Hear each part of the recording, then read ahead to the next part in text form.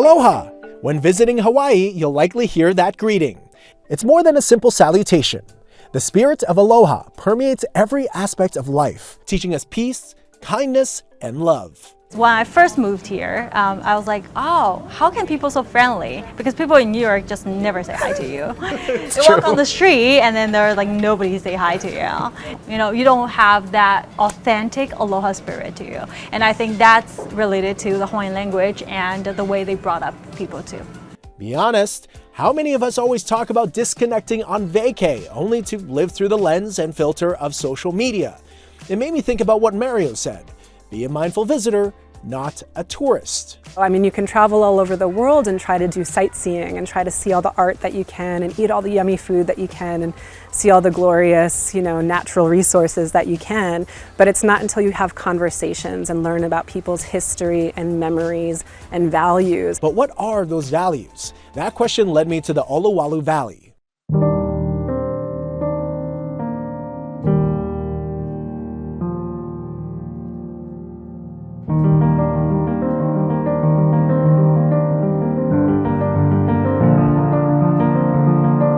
Aloha, welcome to Kipuka Olowalu. What's important is that in this space is that we're sending knowledge, we're sharing wisdom and cultural heritage, and it spreads outwards into the world. So instead of putting DNA of species, we're sending DNA of concept of spiritual, mental, and physical wellness that people can bring home with them, a little understanding. So Kipuka Olowalu. The West Maui nonprofit welcomes locals and visitors to partake in Malama, the act of giving back to the land, the ocean, and the people.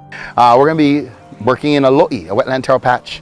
We're going to be planting a full lo'i, a couple hundred of taro babies, and within the year or so there'll be food and sustenance that we provide freely to our friends and neighbors and family and whoever needs it. Taro, like we eat it, we enjoy it, but it's also symbolic as well. It's life, right? Aloha, the stillborn son of the goddess Ho'okukulani, a goddess of the earth, and Wakeata sky father, buried in the ground, grows up as a taro plant. And a later child, also named Aloha, is the younger brother, who is our first man.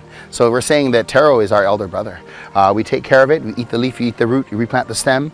It's a generational plant that connects you to your past by physical and actual material sense. You eat it and you feed your kids. Then you get older and your kids are still planting that same stem. That reverence for the land extends into the cuisine. When dining in Maui, if there's goat cheese in the dish, well, it's likely from surfing goat dairy.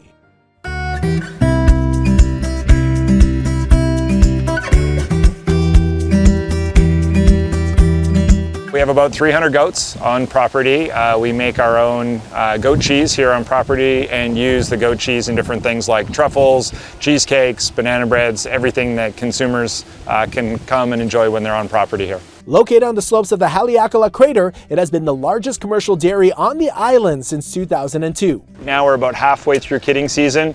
We have 145 babies, I think, since December 6th. It was kind of an unexpected journey how you ended up here. Yeah, I grew up on the farm in Alberta, horses primarily. Ran away from the farm as a teenager like most of us did, and then kind of enjoyed the simple life and wanted to get back to it. And in a beautiful place like Maui, it was a great opportunity to blend both. The 42-acre property is more than just a farm. It's a place for exploration and education. So you can do everything from a casual tour, feed the moms, go into the field, meet the buck, understand the process, see how we make the milk and do the milking and make the cheese. Everything to learning a little bit about the babies and what we do here and how all the pens work. Surfing Goat's culinary impact is undeniable. Not to humble brag on behalf of you, but I heard that President Obama had your product at his inauguration dinner. Yeah, so obviously the president, from being the state of Hawaii, was trying to use lots of local ingredients, and we were fortunate enough that he chose our farm for the cheese.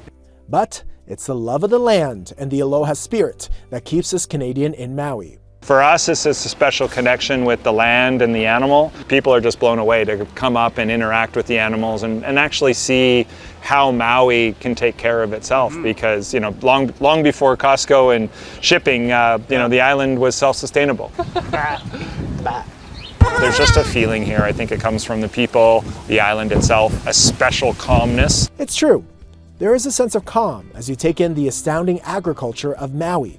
And in the distance lies the ocean.